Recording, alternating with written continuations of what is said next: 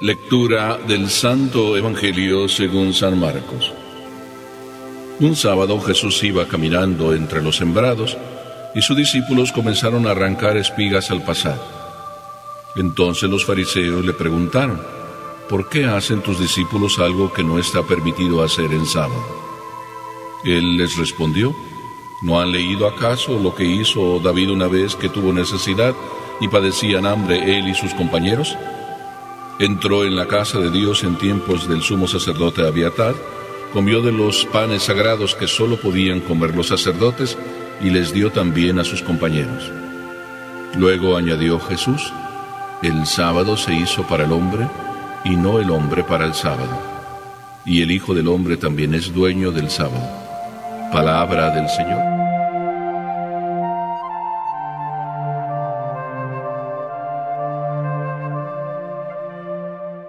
El Evangelio de los chismes, o de los chismosos, o de los espías, o de los celosos, como quieras tú llamarlo.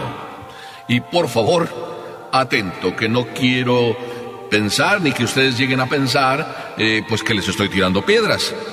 Qué extraño, ¿verdad? Empiezo este Evangelio así, porque el Evangelio tan directo nos empieza diciendo que un sábado, como diciendo: atentos, fue en sábado. Hay cosas que verdaderamente no debieran pasar en sábado, porque en sábado es día de descanso. Hoy ya es lo más normal que los domingos trabajemos, porque como ya la gente se ha vuelto como tan fría, como tan insensible, que pues hoy te abren un supermercado y pues no importa que esté abierto. Hoy tú vas y piensas simplemente que el domingo es el día para la compra, para el supermercado, y te olvidas de lo más importante. Lo más importante, ¿por qué el sábado es sábado? ¿O por qué el domingo es domingo?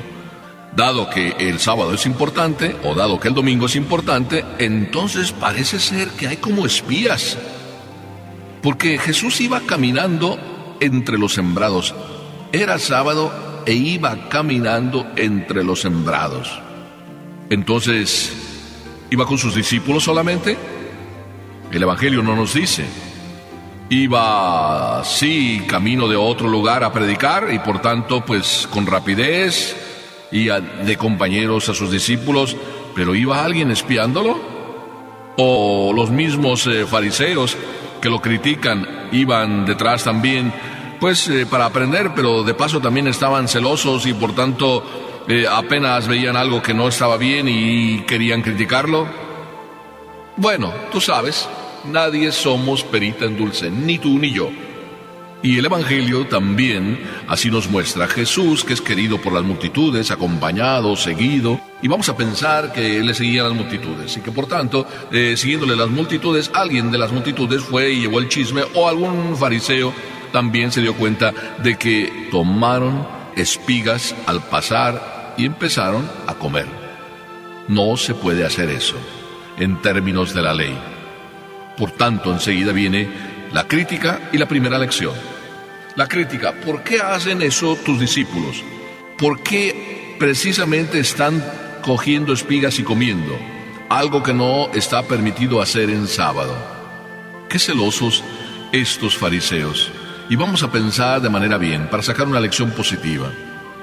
Están buscando cumplir la ley, cosa que es muy buena. Pero también muchas veces tú cumples la ley. También yo muchas veces cumplimos la ley. ¿Por qué no? Yo muchas veces veo que ustedes son fervorosos. Bueno, eso parece. Y quiero pensar que sí lo son. Muchas veces yo parezco fervoroso y ustedes piensan que lo soy y a lo mejor no lo soy. Y miren que estoy como poniendo las cosas así sobre la mesa precisamente para que aprendamos la lección. Los fariseos también como que eran fervorosos y cumplían la ley. Por tanto, todos como que somos cumplidores de la ley. El único que a lo mejor no es cumplidor de la ley es Jesús, porque permite que sus discípulos, y aquí la crítica no era hacia los discípulos, sino la crítica de paso era hacia el maestro. ¿Cómo tú, siendo maestro y que eres un cumplidor de la ley, permites que tus discípulos vayan haciendo cosas que no van con la ley? Ay, el chisme y la crítica va más profunda. No es criticar a los discípulos, sino de paso criticar al maestro. Así es de que Jesús, de una manera tan suave, viene a decir: sí, es importante cumplir la ley, pero más importante es encontrarle sentido a la ley y cumplirla con sentido. ¿Cuántos de nosotros cumplimos la ley? Yo diría que muchos de nosotros, por no decir todos, cumplimos la ley. Te enseñaron a ti en casa que hay que ir a misa los domingos, aprendiste de pequeño a ir los domingos a misa, te resultó algo bonito. Además, de paso, después de la misa, pues siempre se va en familia a pasar el día. ¿Verdad que es bonito? Esto lo aprendiste desde pequeña y desde pequeño, y tratas de vivirlo con tus hijos. Y por tanto pasan un día hermoso, porque primero le dan al Señor lo primero, y después viven en familia lo segundo, y después disfrutan en familia lo tercero. Qué hermosos son estos hogares. Pero a veces también estos hogares solo van viviendo la tradición, y a lo mejor van perdiendo el verdadero y profundo sentido de vivir la misa, y la misa en su verdadera fuerza que nos da para vivir no solo el domingo, sino la semana entera. El sábado es importante, pero más importante es por qué el sábado es importante. El sábado es importante no por ser sábado, no por ser día de descanso, sino por ser día del Señor. Aplicándolo a nuestras vidas, es importante el domingo, no por ser domingo y porque me dan descanso en la fábrica, en el negocio, sino por ser el día del Señor. Si el Señor entonces es más importante en tu vida que cumplir la ley, si la ley la cumples precisamente por el Señor, entonces es diferente. A mí me da mucho que pensar que muchas caras y muchas vidas no son felices, precisamente inclusive viniendo a misa, porque a veces la rutina hace vivir la ley sin sentido. La rutina hace vivir el domingo ya sin sentido, o sin todo el sentido. ¿Te parece que esto es una piedra que te estoy tirando? Pues mira, el Señor, ¿verdad que tira ganchos al hígado y con guante bien esponjado? ¿Verdad que sí? Y nos saca el aire de una manera tan sencilla como eso. Por eso la pregunta, ¿por qué hacen tus discípulos algo que no está permitido hacer en sábado?, va directa no contra los discípulos, sino contra Jesús. Y Jesús les responde con una pregunta, y una pregunta muy insidiosa. Jesús es tremendo. A mí siempre me maravilla el Evangelio porque Jesús se las trae y Jesús se las juega. Esta es la segunda lección que tú tienes que aprender. Jesús tiene un sentido crítico de la vida y de la realidad de manera tan sencilla y de manera tan profunda que inclusive nos enseña también a vivir de manera crítica y de manera muy espontánea y de manera muy natural lo que es la vida y lo que es el amor por las cosas de Dios, por las cosas del Padre. Y entonces, en vez de dar una respuesta directa, hace una pregunta. En eso pudiéramos decir que Jesús responde a la gallega con una pregunta.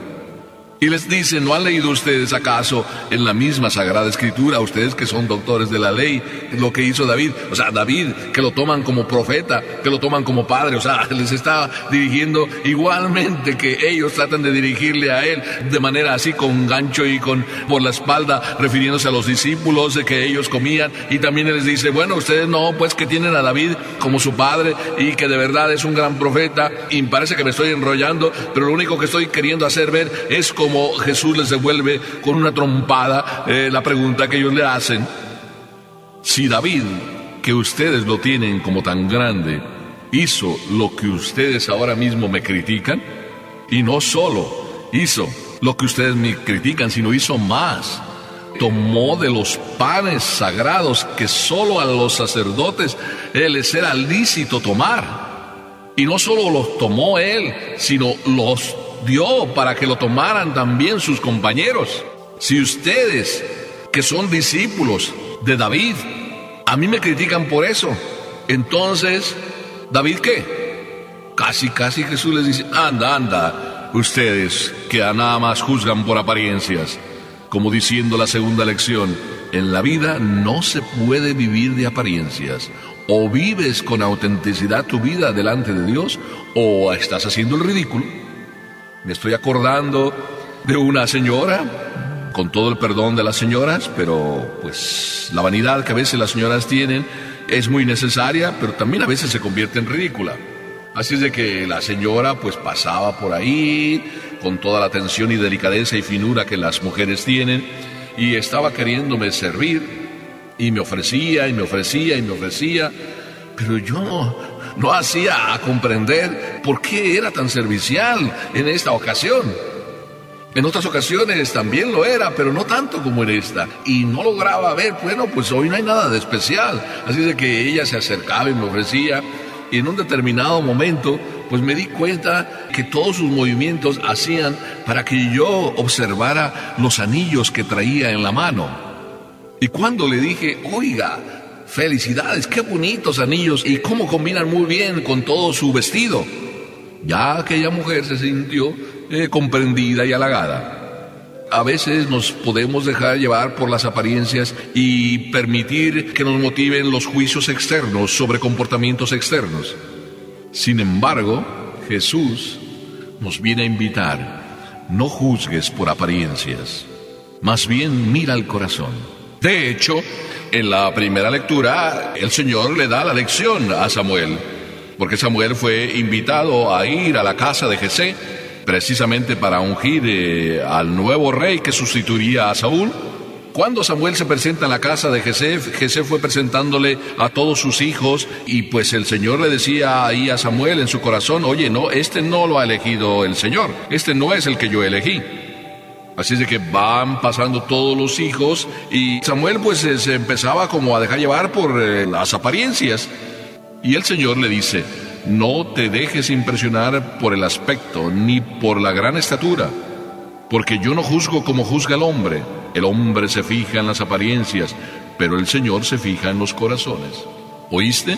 El Señor se fija en los corazones. Esa es la lección que Jesús da aquí a los fariseos, la lección que te da a ti, la lección que me da a mí. No hay que juzgar por las apariencias. El corazón profundamente es el que vive, el que experimenta, el que hace.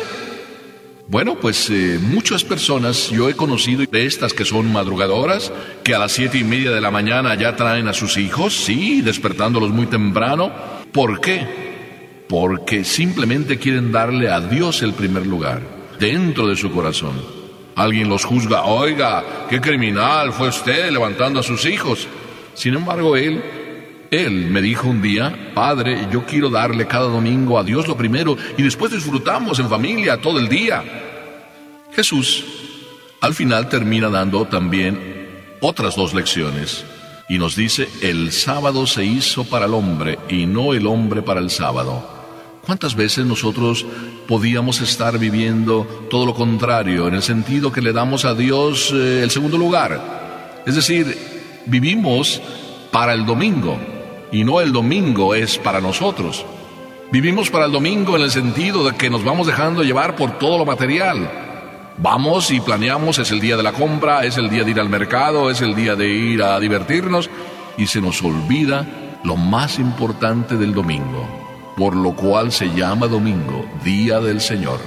Y al final, Jesús da la última lección: el Hijo del Hombre es Señor también del sábado. Con toda autoridad que tiene Jesús, el Hijo del Hombre es dueño del sábado. Dios puede decidir lo que quiere, y lo que quiere Dios es que tú decidas lo que Él quiere. Es decir, que conviertas lo primero en primero, que cada domingo disfrutes del Señor y después de la familia. O mejor, disfruten en familia del Señor. Qué hermoso, ¿verdad? Lo que parecía pues un chisme, lo que parecía una acusación, lo que parecía una trompada, sí, de los fariseos, resultó ser un tremendo pedrusco. A veces cuando andamos queriendo acusar a Dios, resulta que Dios tiene más razones para acusarnos. Pero Dios es tan bueno como Padre, que lo que quiere siempre decirnos: descubre que lo primero es lo primero, y que entonces disfrutarás tú y tu familia. Amén.